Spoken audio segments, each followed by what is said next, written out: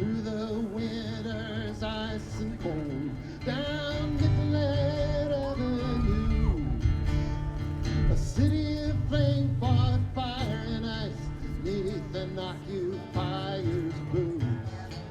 King Trump's private army from the DHS, guns belted in their coats, came to Minneapolis to enforce the law, or so their story goes. Against smoke and rubber bullets in dawn's early light, citizens stood for justice, their voices ringing through the night. And there were bloody footprints where mercy should have stood, and two dead left to die in snow-filled streets, Alice, Freddie, and Renee Hood. Are you fired up? Let me see those signs. Hold them high. Amazing. We're here today to stand up for our democracy, for peace, for justice. We're here because we love this country. There's nothing more American than standing up for our rights together. And in 2026, the 250th anniversary of the American Revolution, we remember that this country was built by people who stood up and spoke out. That spirit is here today because we're not just here for our democracy. We're here for each other. We're here because we love our neighbors. And here in New Jersey, we've shown the country what that looks like. We came together and chose a leader with wisdom, compassion, courage, and strength. A leader building a firewall for freedom to protect our rights and strengthen our democracy. It is my honor and privilege to introduce her now, New Jersey's Governor, Mikey Sherrill.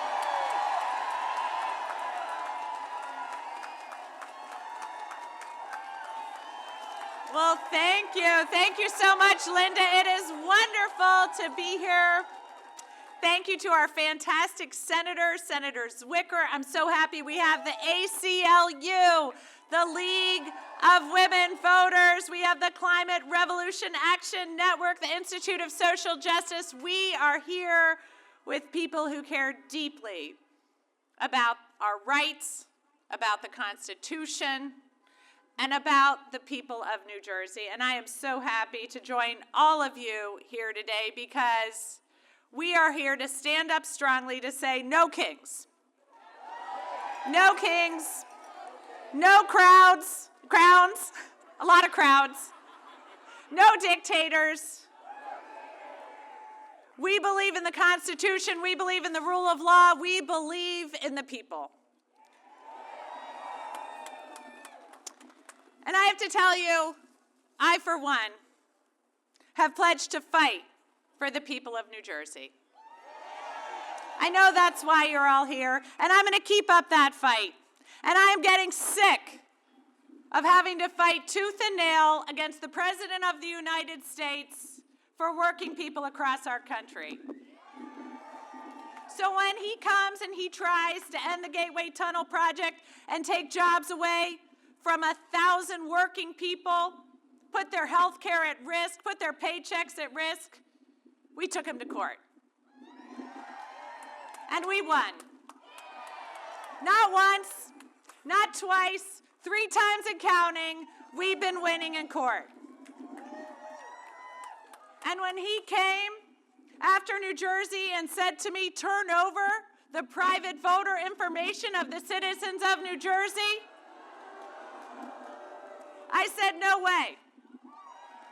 So he took me to court, and we're going to win again.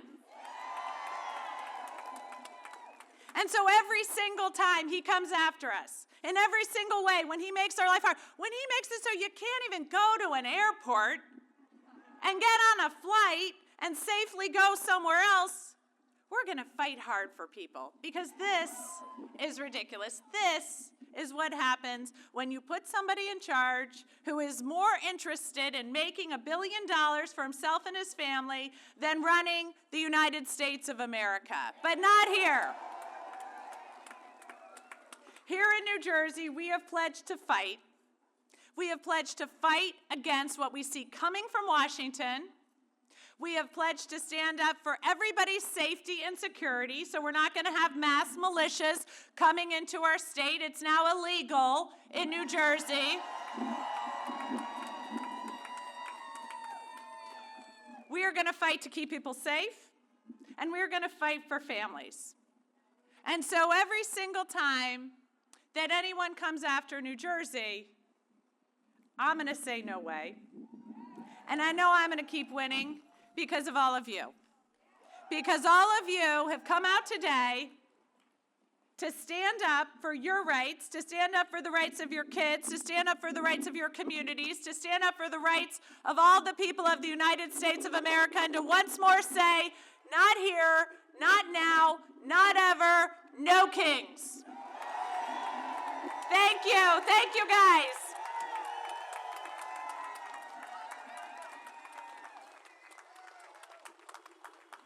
How many kings? No kings. How many kings? No kings. How many kings? No kings. Not bad. You'll get better as the day goes on. Our first speaker is one of the top legislators in our state.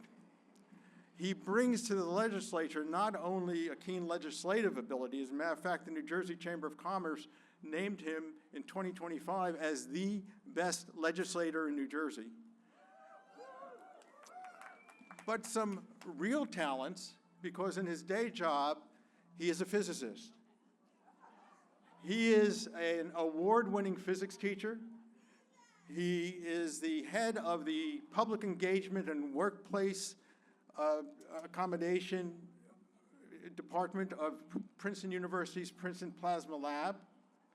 And in his spare time, he actually is the chair of the New Jersey State Senate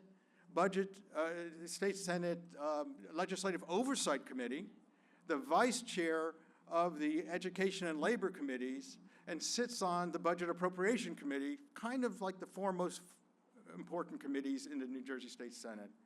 He is a relentless fighter for environmental causes, for social justice, and really a true hero in the legislature. And it's my honor to introduce to you State Senator Andrew Zwicker.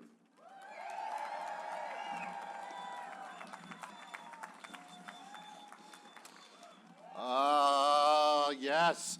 Good morning, all you rally-going, Constitution-loving, no kings demanding, beautiful people. Let's get this rally started. Let's look around. Look around at all these people. And right now, you know that this scene is playing out in towns and cities across this country. Millions of people connected by a single idea, an idea born not far from where we are standing, where farmers and blacksmiths and shopkeepers decided they were not subjects. They were citizens, and no king, no matter how powerful, no matter how certain of his own greatness, would ever tell them otherwise. What are those two words? No kings. What are they? No kings. We are in Princeton, near the battlefield where the 10 crucial days changed the course of the Revolutionary War and led to the birth of American democracy.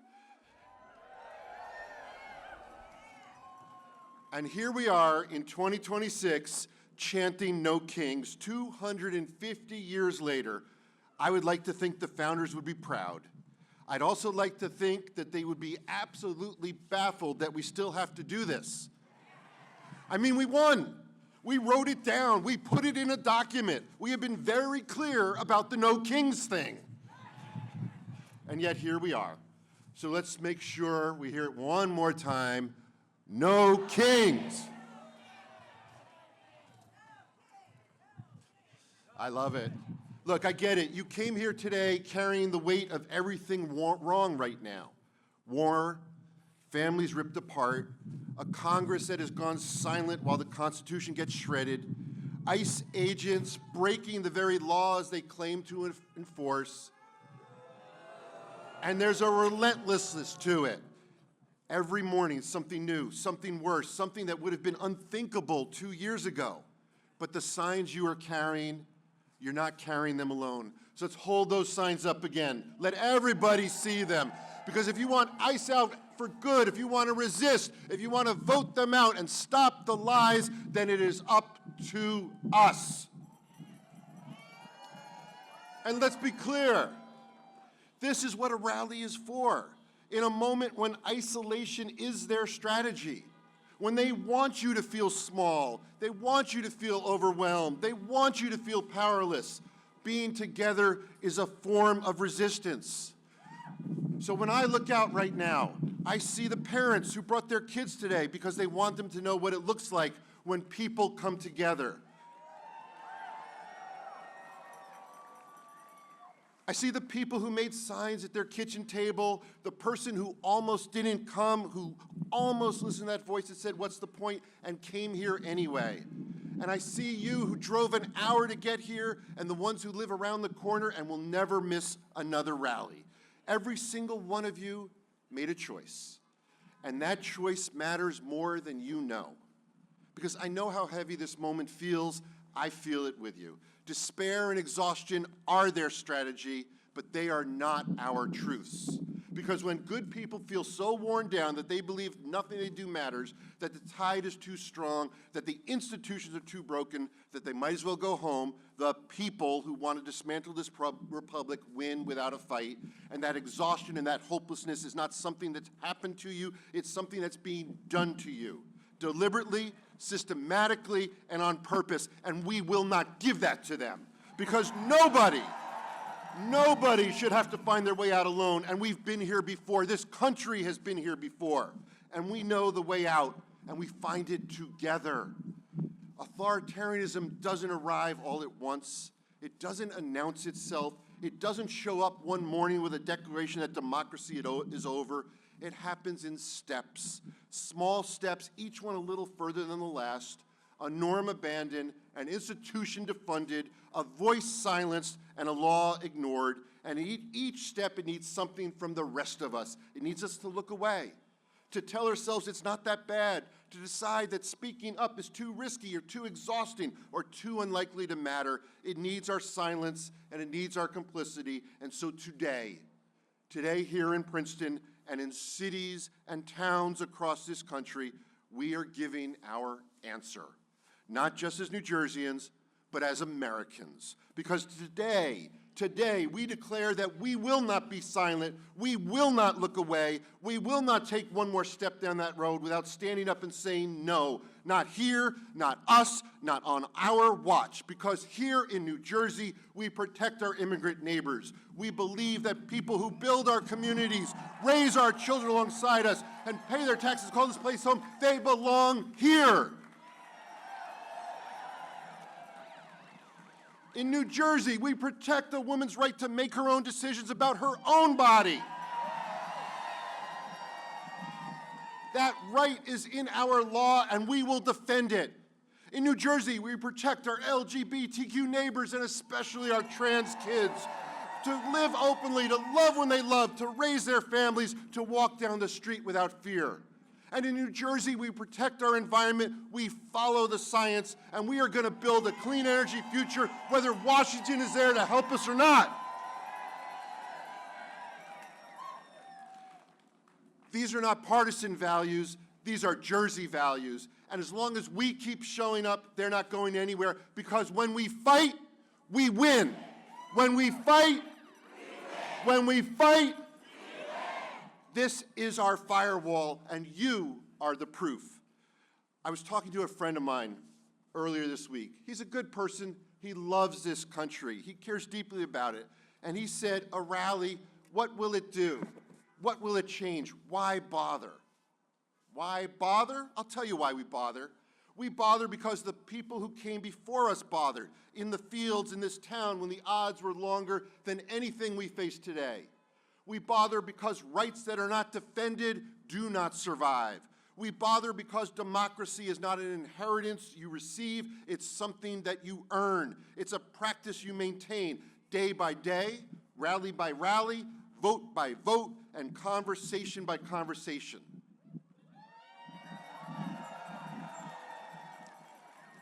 And we bother because when we look back at this moment, and we will look back, we want to be able to say, I was there, I showed up, I did not let fear or exhaustion or cynicism make me a bystander to history. And we know that in just a few months, we turn 250 years old as a country, 250 years since the founders, right here in New Jersey, pledged their lives to the idea that no king, no tyrant, no strongman would ever tell free people how to live, because that anniversary belongs to all of us. And the best way we can honor it, the truest way, is to show that the spirit of that declaration is not a museum piece, it is alive, it is here, and it is us, because this is our declaration, and this is our Independence Day. Because we are not bystanders, we are the guardians of this republic, and we will have no king but the people. So say those two words loud and clear. No kings, no kings, no kings, because when we fight, we win. When we fight, we win. When we fight, we win, and we will never stop fighting. Thank you so very much.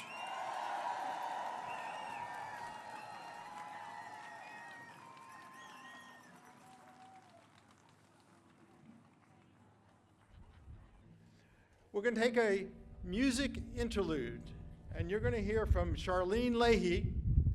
She's a singer, songwriter, guitarist. She's been, in 1989, she founded Songs for Peace, a grassroots cultural organization using the power of music to advocate for world peace. She has her most recent album is called For the 99, and with that, Charlene, you're on. I want to start with a song I borrowed from Woody Guthrie. And the refrain is a great chant I want to practice with you. Everybody, we will defend democracy.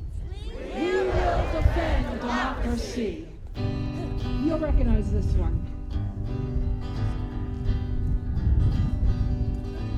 In 76, we defied a king.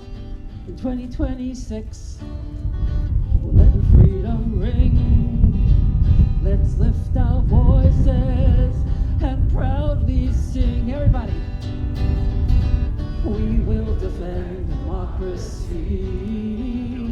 Help me out. We will defend democracy. This land is your land, this land is my land. From California, you know it, to the New York Island. From the Redwood Forest to the Gulf of Mexico.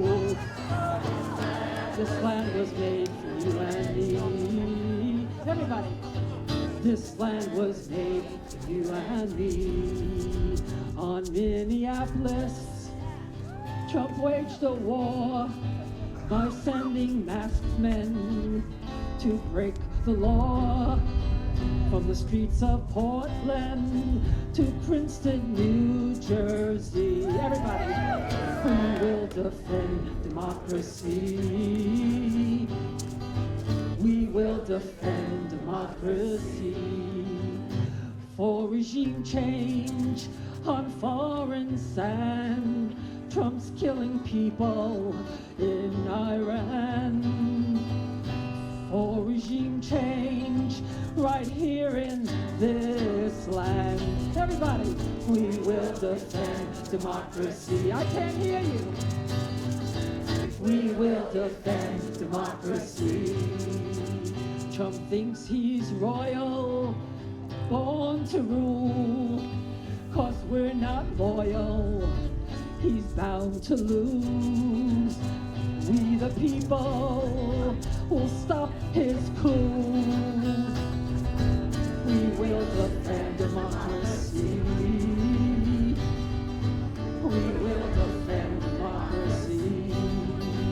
In '76, we fought a revolution. Now we fight for our Constitution. People power is our solution. Everybody, we will defend democracy. We will defend democracy. Help me out. This land is your land. This land is my land. From California to New York Island. From the redwood forest to the streets of New Jersey. Everybody, this land is made for you and me.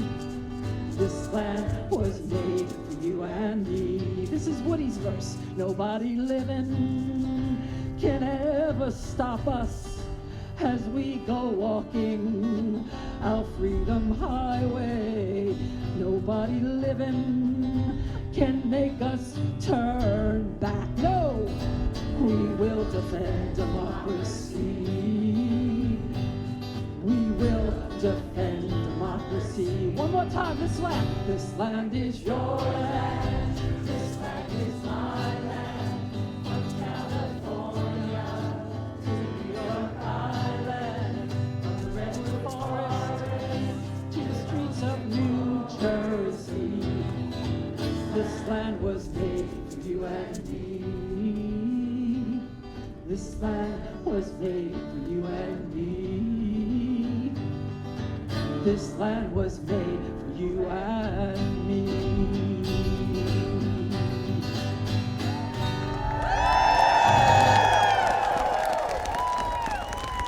I'm going to start off by sharing with you a conversation I had with my 6-year-old grandson a couple of weeks ago.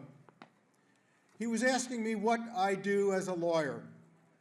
And I said, well, I help people who have problems with other people and problems with the people who run the country.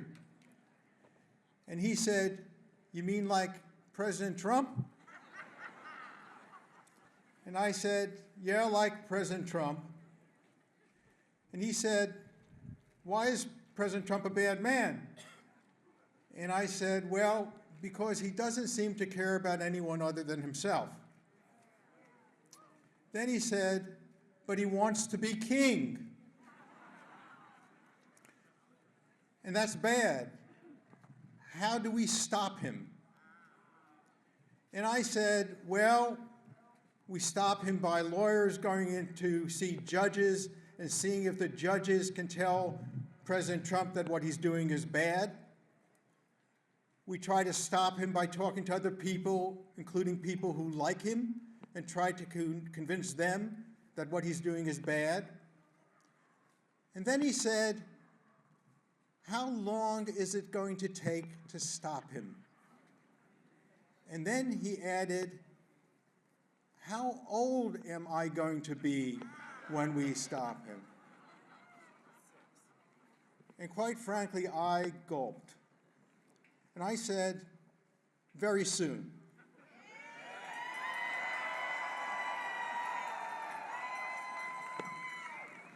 And I believe that. Let me tell you why I believe that. I might have to bring you down a bit in order to show you why I believe it. But I believe it despite the fact that I think that this country is facing the greatest threat to its democracy since the Civil War, and in some ways worse. And this is because this country has never had this confluence of situations where you have a president who does not believe in democracy, you have a Congress that is satisfied, standing still, scared of its own shadow, while this president appropriates powers that belong to Congress alone.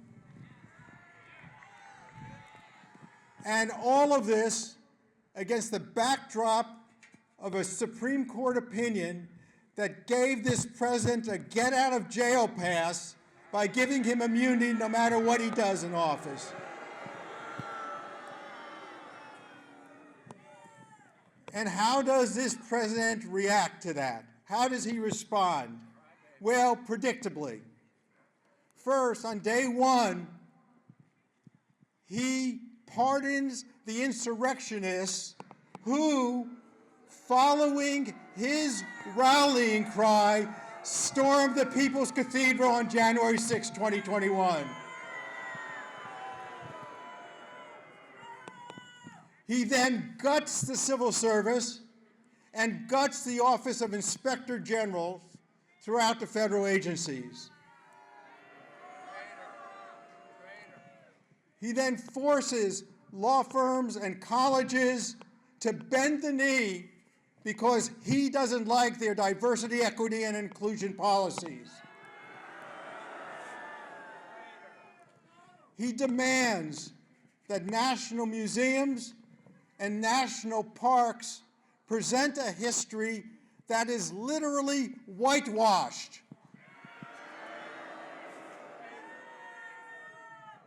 He declares that birthright citizenship is a nullity and proceeds to authorize his Department of Homeland Security to have its ICE agents tear children from their parents and parents from their children, and then he lies.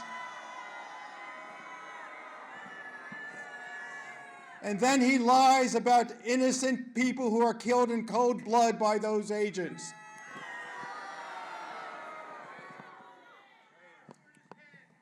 He undermines the judicial system of this country by calling judges who rule against him, including his hand-picked members of the United States Supreme Court, fools and lapdogs and subject to foreign influence when they ruled against him on his unconstitutional tariffs.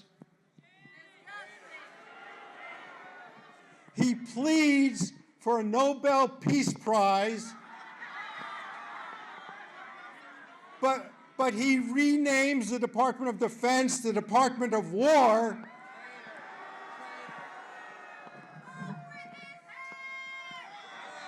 And then he unilaterally, without consulting, let alone authorization from Congress, declares war on another nation.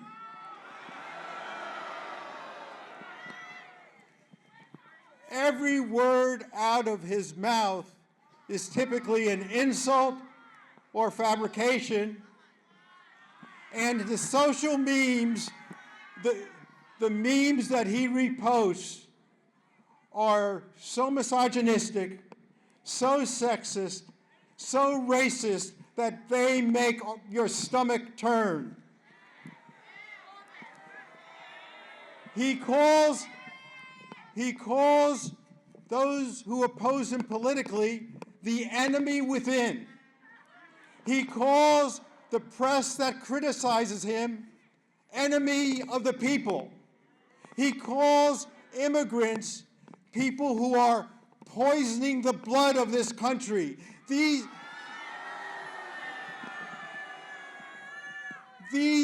are words that could have been uttered and in fact were uttered by some of the worst dictators and tyrants of the mid-20th century.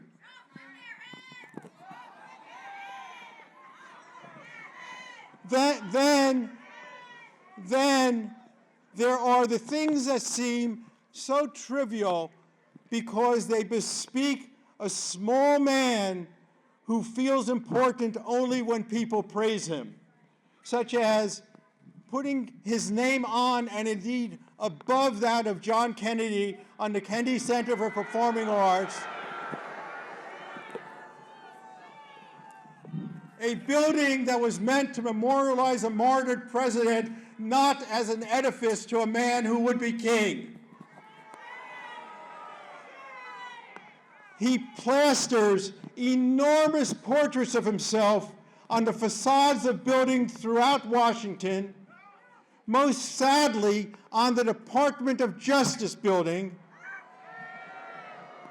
that he has transformed that agency into not only a conciliatory for his mafia boss mentality, but also into a group of hit men and hit women whose only job is to achieve retribution for the slights that he has had at the hands of those who justly sought to indict and impeach him.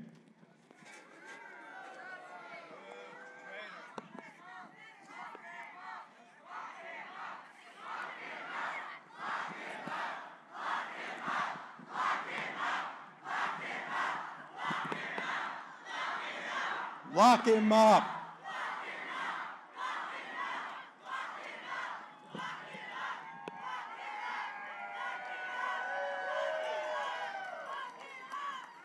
Then he has the audacity to put himself not on one, not on two, but 3 coins and his signature on currency commemorating the 250th anniversary of this country.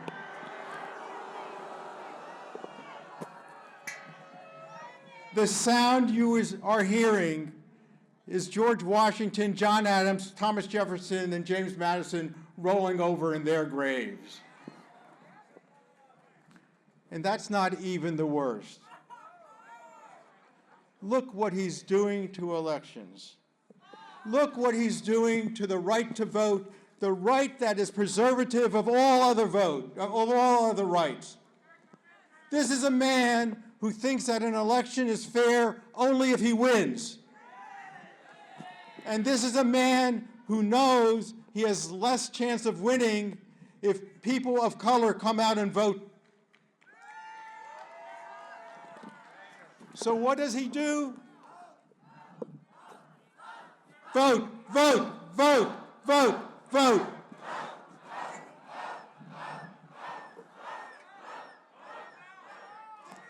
So what does he do?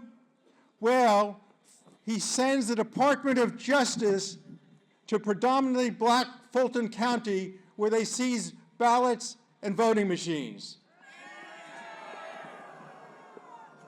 He has the Department of Justice sue 30 states seeking their private voter data, the Social Security number, the name, the address, the telephone number, the party affiliation of every voter in every state, including New Jersey, because they want to take this list, put it together into a comprehensive list, compare it to the so-called SAVE list that the Department of Homeland Security maintains, and that's going to result in the removal of perhaps thousands of naturalized citizens from the voter rolls.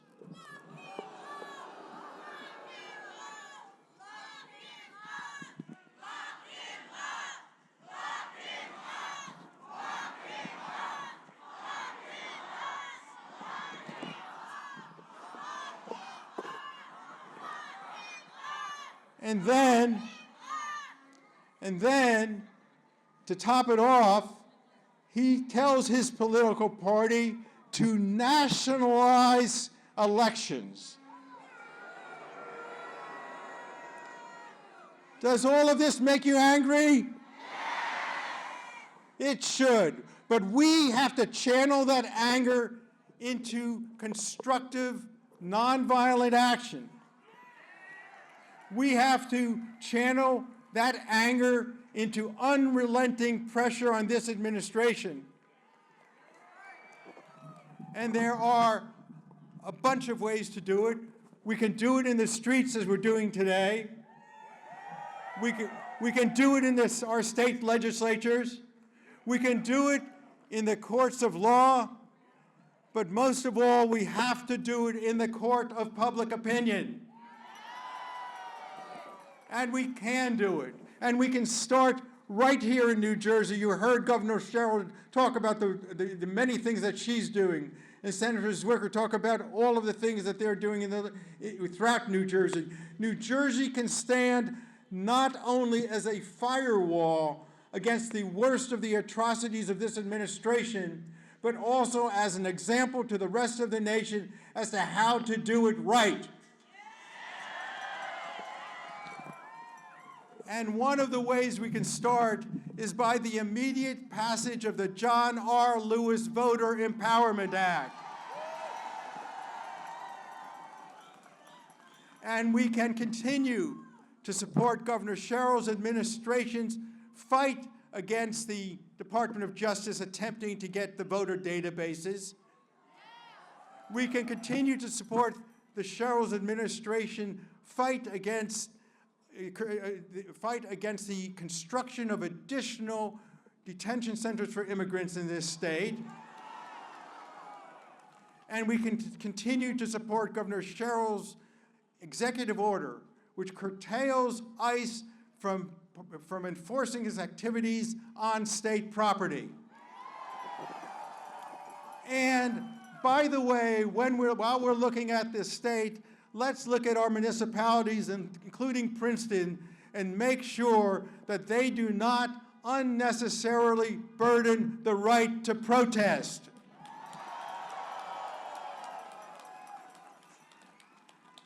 And then, one thing we have to do is reach out. I've said before that times of peril are times of opportunity and times of innovation. We have to figure out a way to talk to those, even those who supported President Trump. Because until recently, it was really difficult to find people who did not believe in the essence of our democracy, who did not understand that there was a mutual trust, that it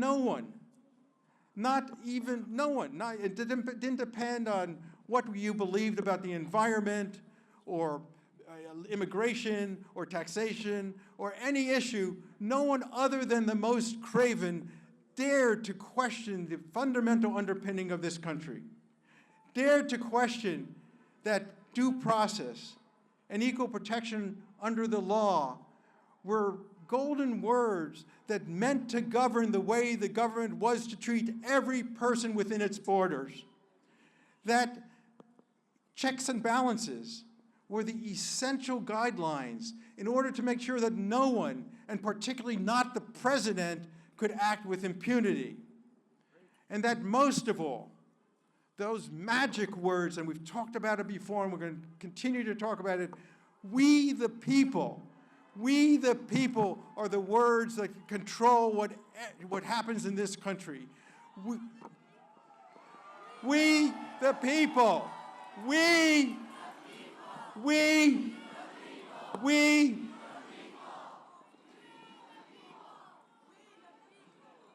And we the people will not let this democracy wither. We the people will be able to, and are able, to face this existential challenge. And when are we going to do it? I actually do feel we can do it right now.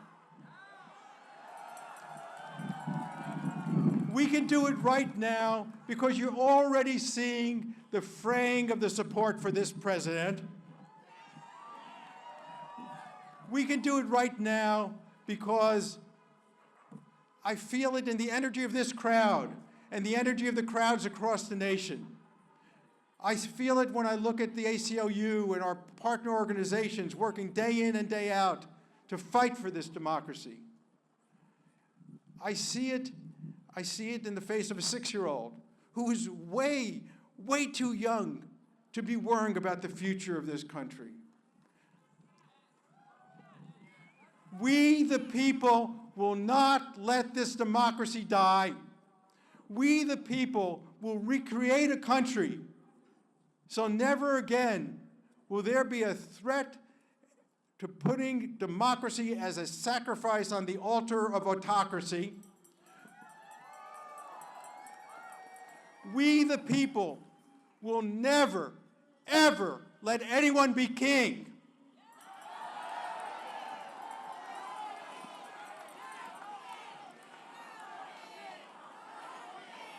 No kings.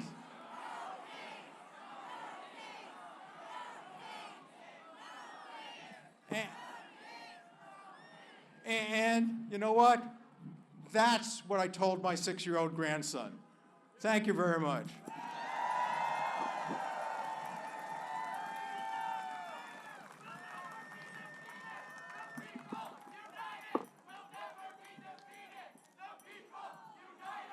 We'll never be defeated.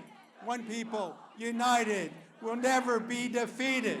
One people, united, will never be defeated. The people, united, will never be defeated.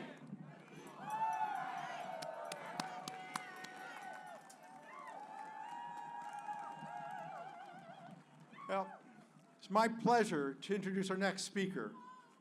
Damon King works with one of the great organizations in New Jersey, the New Jersey Institute for Social Justice.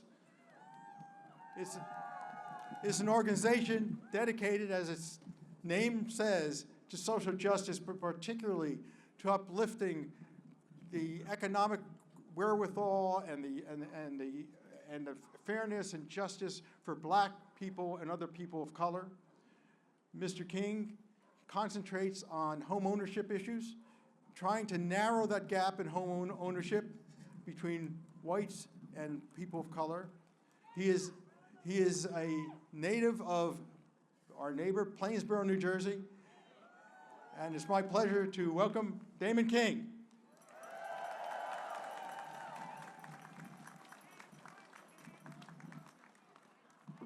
So good morning, everybody.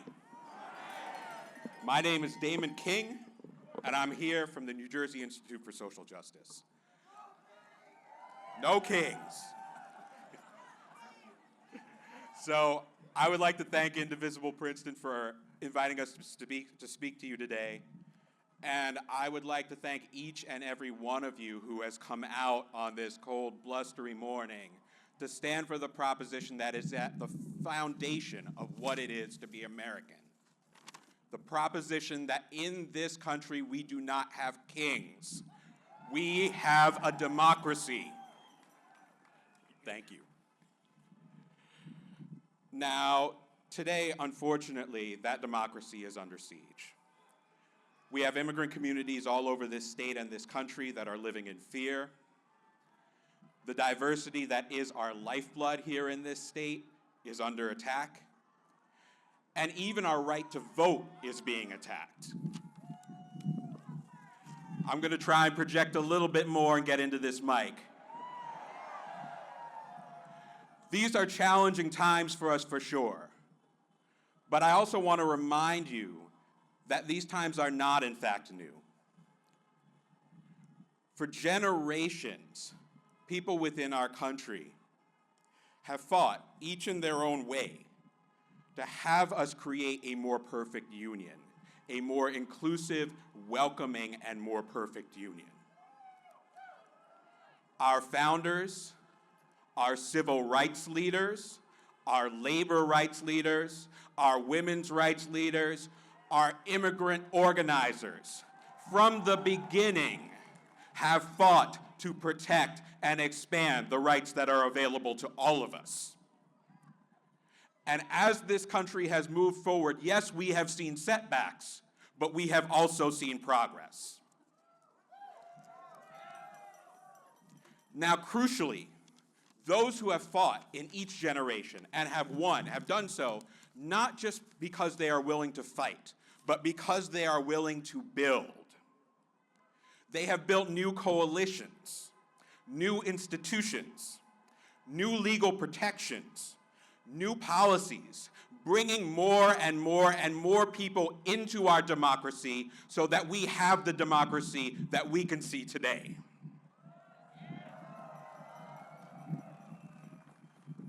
This work has not just been against tyranny, it has been about building the America that we want to see and live in and pass on to the next generation.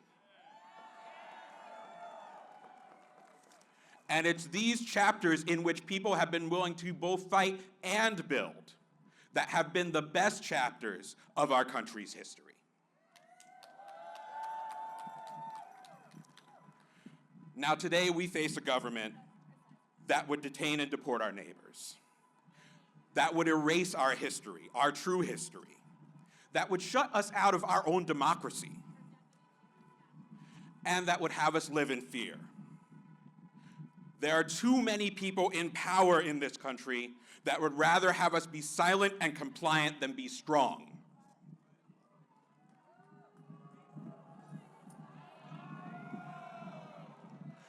But looking out on this crowd today, I know that we will not let them silence us. We will fight, we will resist, and we will win.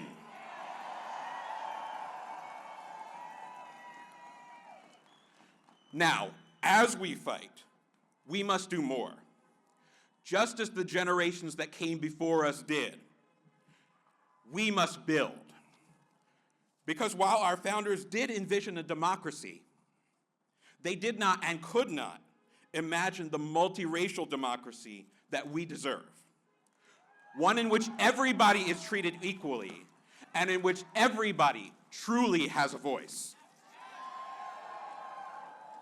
And while we have come a long way from the days of our founders, we remain a country, and if we're being honest with ourselves, we remain a state that is still haunted by inequality. Inequality in access to safe, affordable housing everywhere. Inequality in access to education. Inequality in access to quality health care. And inequality of economic opportunity. As we prepare to march today, we have a responsibility to each other to build a democracy that is stronger, more welcoming, more enduring, and more inclusive than what came before.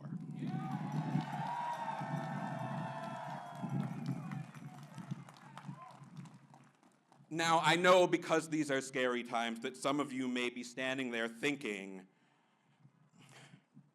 we can't build something new. We've got to fight just for what we have. But I'm here to tell you that at the Institute, working from the ground up in New Jersey's communities, we know that it is possible to still build today in this country and in this state. Over the last year, we've built a more accessible democracy by passing automatic voter registration, making registration to vote automatic for everyone who applies for a real ID, and for our returning citizens who are released from prison. We have built a more representative democracy by empowering 16 and 17-year-olds in Newark to vote in school board elections, giving young people an early start on voting and giving them a voice in the institution that impacts their lives the most. We have built a more just democracy by expanding jury service to 350,000 people in this state who were previously denied it due to criminal convictions. And we have helped build safer communities through legislation that strengthens protections against police use of force, ensuring more accountability from our law enforcement, and better relationships between our law enforcement and the communities they serve. And Princeton, we're going to continue building. We're going to continue to build a more inclusive democracy by calling for the New Jersey State Senate to pass the John Lewis Voter Empowerment Act to protect New Jersey voters when they go to the polls and make sure that all of our people have a right to participate fully in this democracy.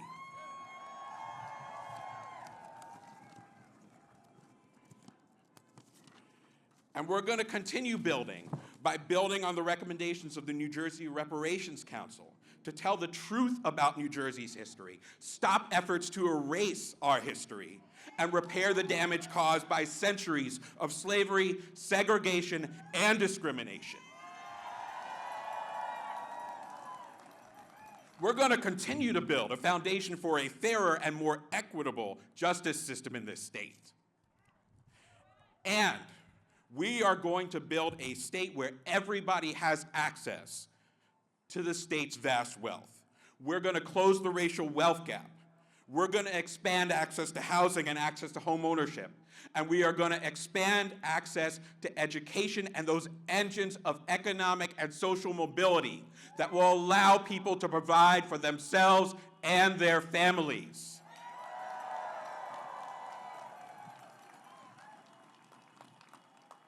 Together, marching, fighting, building, we can protect this democracy in this state and build the future that all New Jerseyans deserve. And that's why we at the Institute are proud to stand with you today, proud to march with you today, proud to fight, and proud to build with you. Thank you.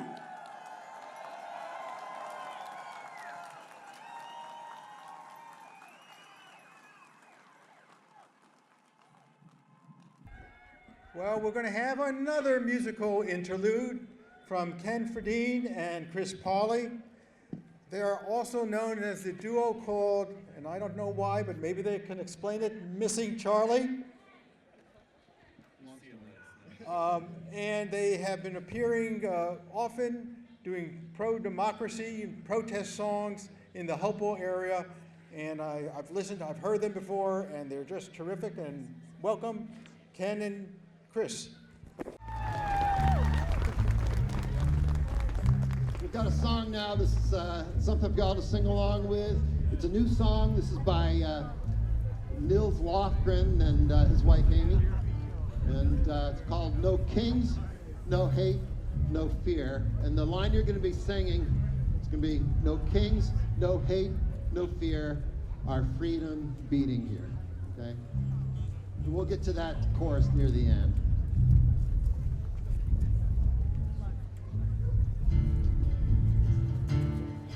No kings, no hate, no fear, our freedom beating here. No kings, no hate, no fear, a mighty people here. We the people in the street, we the people feel the beat. Freedom beating here, our freedom marching here. Oh, oh, oh, oh, oh, oh. The truth must be enough. Good souls were all that tough. Shout it loud and clear, our freedom beating here. We the people in the street, we the people feel the heat. Freedom beating here, our freedom marching here. Freedom beating here, our freedom marching here. Oh, oh, oh, oh, oh, oh. Okay, this is the part where y'all are gonna sing along. Here we go. No kings, no hate, no fear, our freedom beating here. No kings, no hate, no fear, our freedom beating here. No kings, no hate, no fear, our freedom beating here. No kings, no hate, no fear, our freedom beating here. Okay, now, a little bit of a good start. Let's see if we can raise it enough so they can hear us say down at the battlefield this morning. No kings, no hate, no fear, our freedom beating here. No kings, no hate, no fear, our freedom beating here. Okay, how about loud enough that they can hear us up in, let's say, Bedminster? You know what that means? No kings, no hate, no fear, our freedom beating here. No kings, no hate, no fear, our freedom beating here. Okay, now, getting better. Want to hear it now? Down at 1600 Pennsylvania Avenue. No kings, no hate, no fear, our freedom beating here. No kings, no hate, no fear, our freedom beating here. Everybody, no kings, no hate, no fear, our freedom beating here. No kings, no hate, no fear, our freedom beating here. No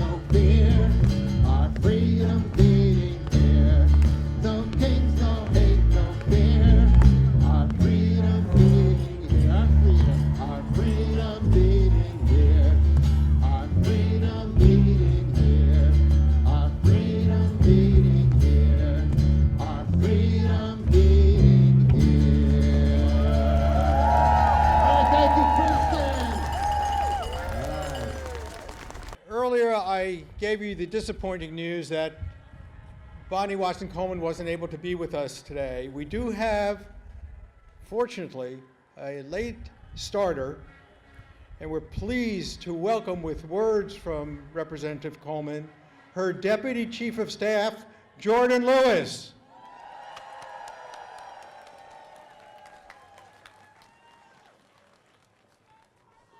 Hello, everyone. Oh my gosh, the Congresswoman got stuck in D.C. trying to make sure that our TSA agents are actually getting paid.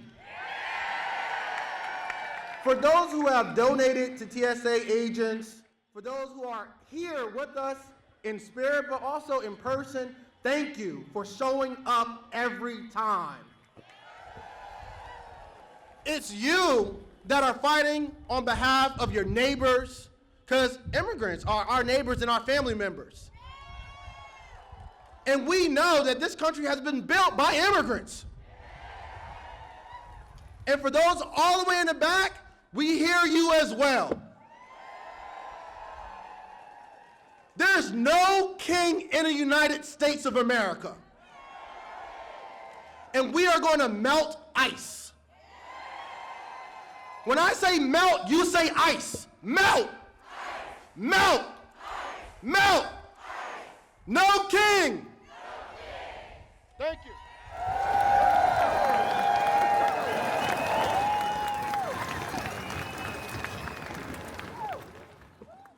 Thank you, Jordan. It's now my pleasure to introduce Ana Paula Pazmiño, the Executive Director of the Resistencia El Acción, New Jersey.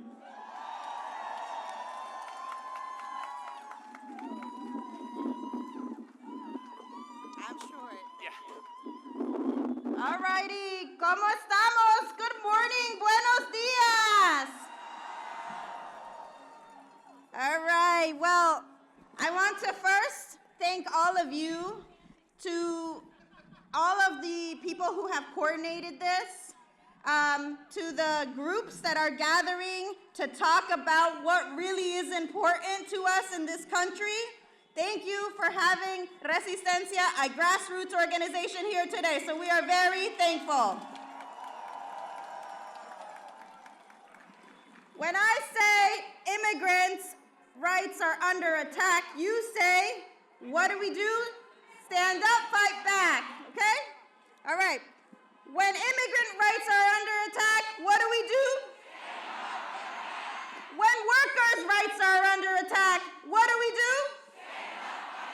When human rights are under attack, what do we do? Very good. So now we're ready to stand up and fight back. It is important to know what we are doing here today, locally, nationally, and statewide. I am very proud to be an immigrant. I am from Ecuador, and I am a citizen of the United States. I'm also very proud to organize with a grassroots organization that brings forth the injustices that are happening on the ground today. It is so important that we bring forth the people today, the people who have been kidnapped, deported, and traumatized under this fascist, racist, and authoritative government. Locally in Princeton, we have a campaign for rapid response. And to be honest with you, the rapid responders, if you're out there, my heart goes out to you. Thank you for all the work you've done. Right here in Princeton, we have about 30% who are foreign-born residents. So that means that we must defend them, and we must defend the 2.2 million immigrants in the state of New Jersey. Do you agree? I also want to tell you, if you want more information about what to do with rapid response and our information about our organization, we have a table back there. We have volunteers who will be willing to share with you. So our message today is to those who have power. Who have power? People power, exactly. We need to come out to defend. We need to attend our community gatherings. We need to send emails, make phone calls to representatives that support us and that also represent us because they work for us. Is that correct? I want to share with you too the testimonies of all the families that we have been working with this past year. However, I can't. We'd be here for days. But I do want to tell you that there are more than 60 people who have now been registered who have died in detention centers here in the United States. Shame. Shame, shame, shame, shame, shame, shame. Thank you. Also, locally, I want to tell you about Dilcia. Dilcia is a member of our organization. She has endured her family falling apart. Her husband was detained while going to work in January. She was left with her 3 children. He was the breadwinner, and now he was sent back to Guatemala. Her family is now torn apart. She had to send her 2 daughters with him, with her family, so that she could sit here and survive and work. She has an asylum case that she is fighting because she is following the protocols of getting her resident and her citizenship. Marta is also a member of our organization. Her brother was deported yesterday. I'm serious, yesterday when we received the video. He lived here for over 25 years. He leaves here his 3 U.S. citizen children fatherless because of the corrupt deportation machine we have in this country. Shame. We also can't leave here without acknowledging and recognizing that there are greater problems than just immigration. Our immigration system is broken, but so is the other intersecting issues like the genocide in Palestine, like the modern colonization in Venezuela and all of Latin America, and the endless war with Iran. The people are dying, and we are not saying no to war. And thank you to this gentleman right up here who is saying no to war. So, thank you so much. So I want to leave with 3 demands that we're working on statewide with immigration. We're saying no to police and ICE collaboration. Say it with me, no Polimigra. No more detention centers in our backyards. We need to fund legal to go against detention, and we need representation, lawyers, to fund our families who are in detention. And we want ICE out of everywhere. ICE out, ICE out, ICE out, ICE out.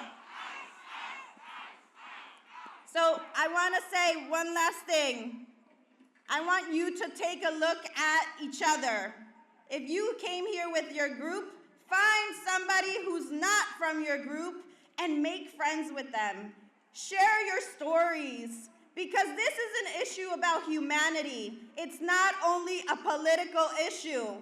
This is an issue that's going to separate us, but we are stronger, and there is no king here or anywhere. We, the people, have power. Thank you so much. Great job, Anna.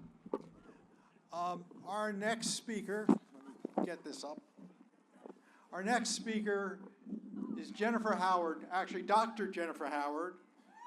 She is the president of the New Jersey League of Women Voters.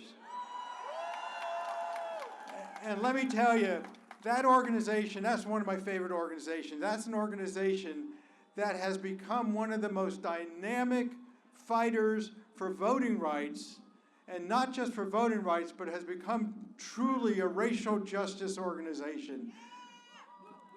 So it's my pleasure to introduce Dr. Jennifer Howard.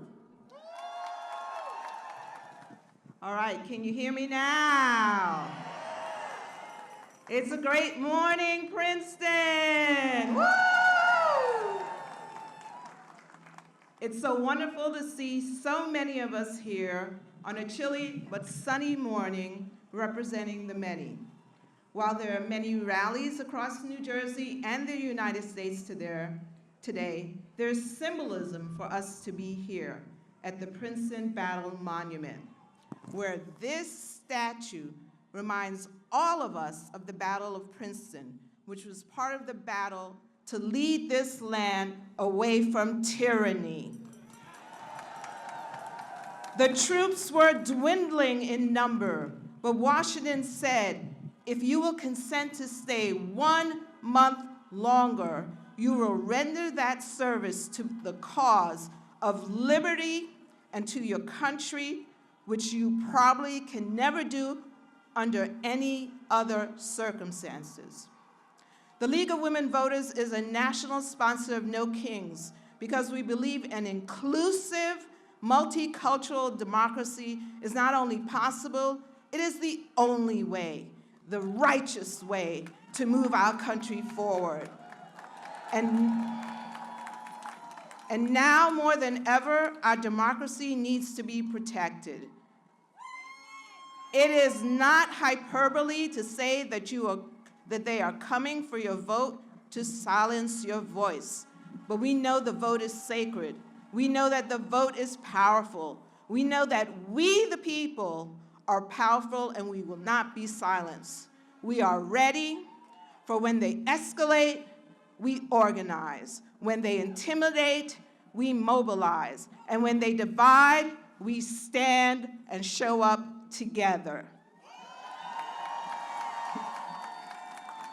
Over the last decade, the League of Women Voters of New Jersey has worked hard alongside our partners that are right here today on this platform to make New Jersey's democracy one of the most inclusive and accessible in the country. And I'm proud to stand with our partners here today.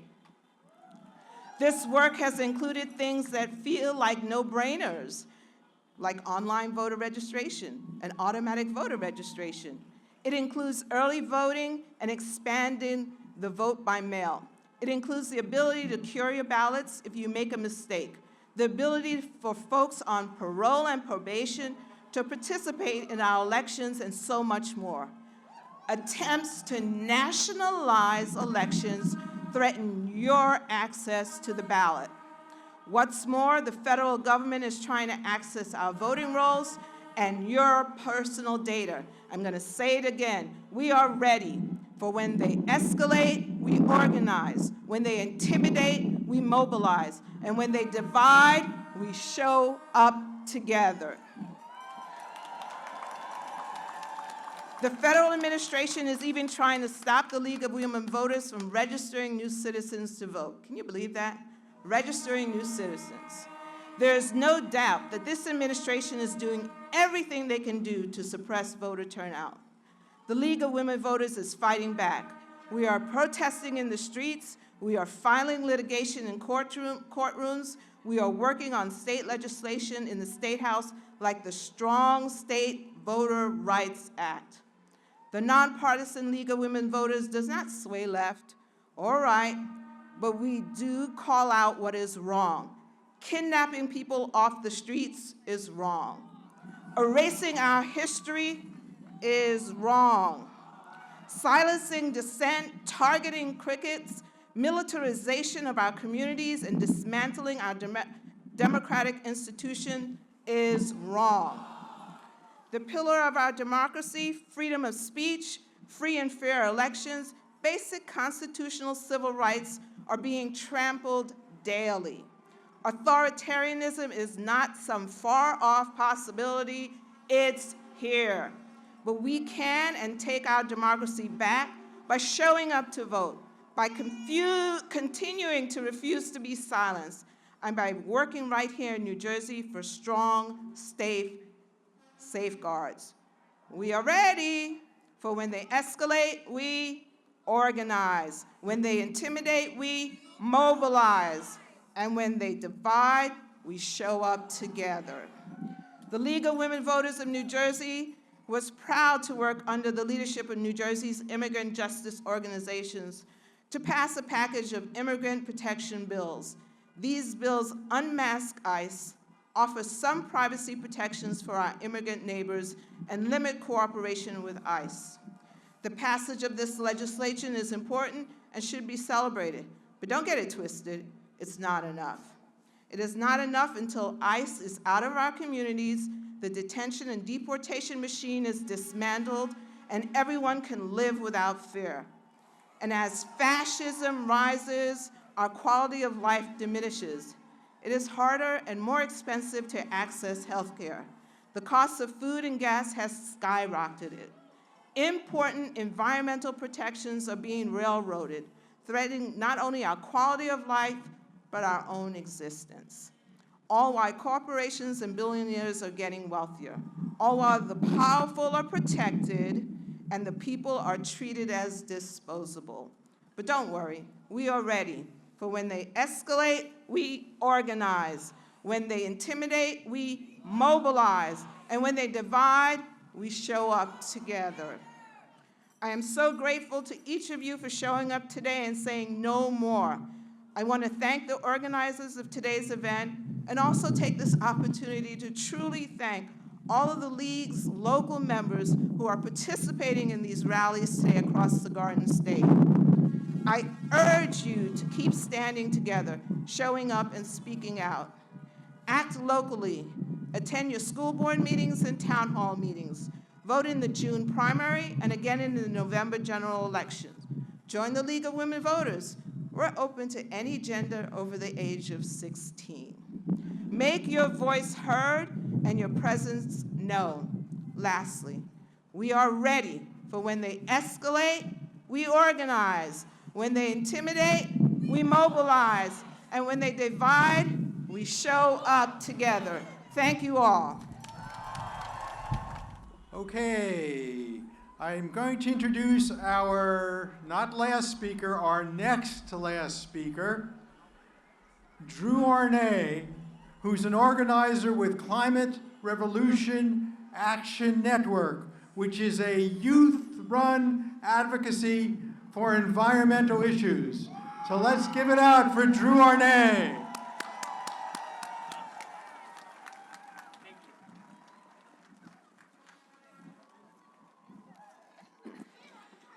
Hello, hello, good morning. Can you hear me? Good. My name is Drew. I'm here with Climate Revolution Action Network. Thank you. We are a coalition of Gen Z activists building community across the state and fighting for our environment in the State House and in town councils. I am proud to say that as of this month, we are the first official Gen Z-led climate nonprofit in New Jersey. Now, we're doing a lot and we're trying hard, but I want to be upfront. This has not been the best year for the environment. Donald Trump has single-handedly bulldozed environmental protections in this country. Let's look at what he's done. He has sabotaged the EPA, firing thousands of scientists, appointing oil lobbyists to leadership roles, and stripping the agency of its ability to regulate greenhouse gases. He scrubbed information on climate change and climate justice from government websites. He withdrew the U.S. from international climate agreements like the Paris Accords. And he's waged a war on clean energy. Just this week, paying a developer $1 billion to stop building a wind farm and instead drill for oil in the Gulf of Mexico. As someone who cares for the environment and just spent 4 years studying climate change, watching this has been infuriating, and I know a lot of you feel the same. The onslaught of bad news can take a toll on us, and it can make us feel isolated and powerless. But we need to resist those feelings. We need to remember that the oligarchs are trying their hardest to make us feel powerless. And it's days like this that remind us of the truth, which is that we have power, Princeton has power, New Jersey has power, and it's our job to use that power to defend our planet and our democracy.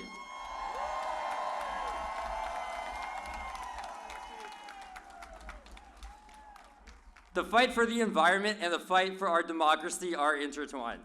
Some of Donald Trump's closest allies are billionaire oil executives.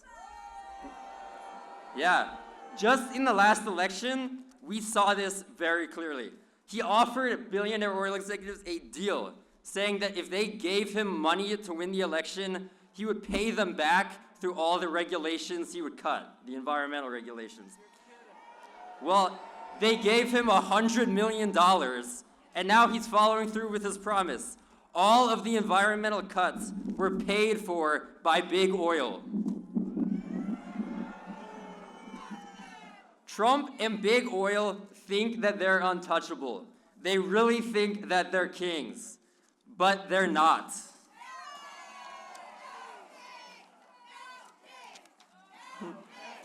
No kings, no kings. We have the power to hold them accountable. For the past year, my organization has been fighting for a bill with a straightforward goal: make polluters pay. Under the Make Polluters Pay bill, yes, any corporation that has operated in New Jersey and has emitted more than 1 billion tons of CO2, like Exxon or Shell, would have to pay into a climate recovery fund. Yes, that money would then be used to help us recover from disasters and make our communities safer and more resilient to climate change. Yep. This isn't a tax. It's a fixed cost based on their historic emissions, so they can't just pass the costs to us. They actually have to pay for it. A bill like this isn't about punishment. It's about accountability. These companies make hundreds of billions of dollars a year causing climate change, but we're the only ones that pay the climate costs. It's only fair that these companies at least help pay for climate change. And this bill is just the start of what we can do to protect our planet and fight oligarchy. We can support policy that protects us from the social and environmental dangers of AI and data centers. We can oppose the Nessie gas pipeline, which threatens to destroy our wetlands and entrench us in fossil fuels for years. And we can designate vital ecosystems like the Mullica River in South Jersey as wild and scenic zones, protecting them for future generations. All of this is possible, but belief alone isn't enough. We actually have to act on our beliefs, and that starts locally. All of us can volunteer our time and our skills with the organizations like we've seen here today who are fighting for the things we believe in. All of us can put our political weight behind beliefs by voting, but also signing petitions and talking to our representatives about what we want to see for our country. And all of us can stand for truth by speaking out in public and refusing to be neutral in the face of fascism.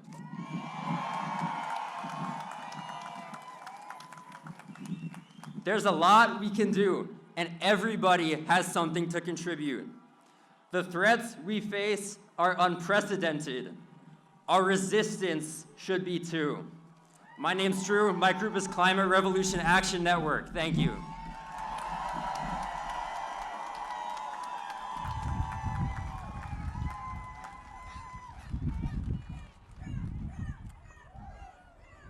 Now you know why I'm optimistic about the future. Thank you, Drew. Our next speaker is a man who needs no introduction, which is good because I didn't know he was going to be here. But he is a fighter for social justice, a friend of all of us, Mayor Mark Freda.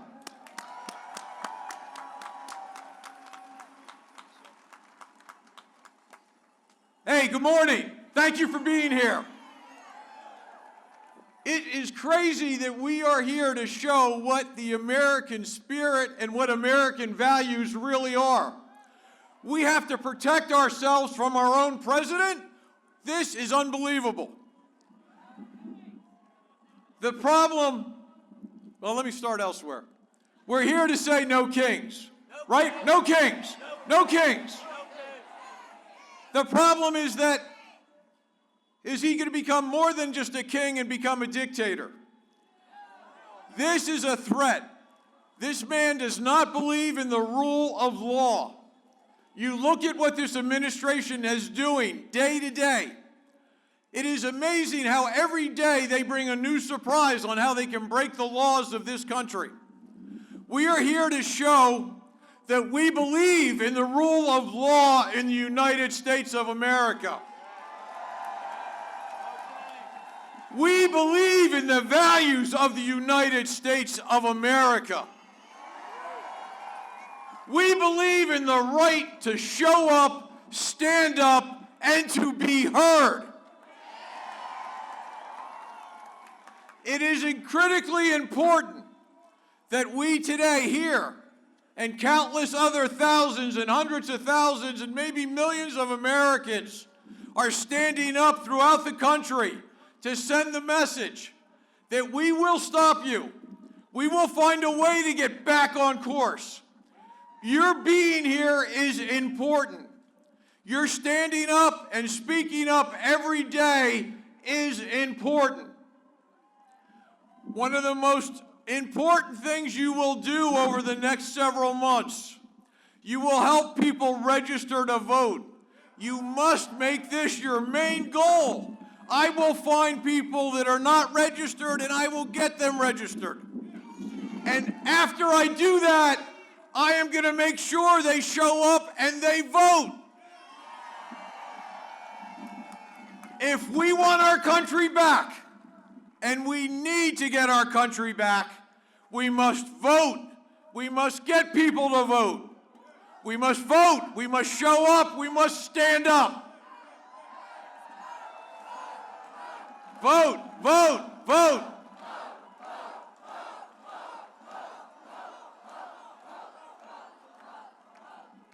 All right, I could go on and on, but you've been here for a while. It's a chilly day. Thank you for being here. The spirit of what has happened here today and will continue, you have to help continue that. You have to show this spirit every day. When you're talking to your family, your neighbors, your friends, whoever it is, stand up, show up, speak up, be what we should be as Americans. Show our values every day. Do not be afraid of our president and the people that support him. Thank you. Have a great day.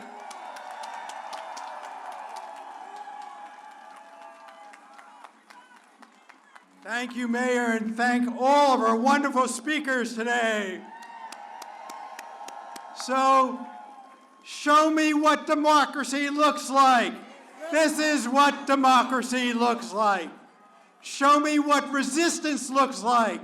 This is what resistance looks like. Show me what community looks like. This is what community looks like. Show me what unity looks like. This is what unity looks like. Thank you, and Charlene is going to play for us. You can stay as long as you want. Thank you again.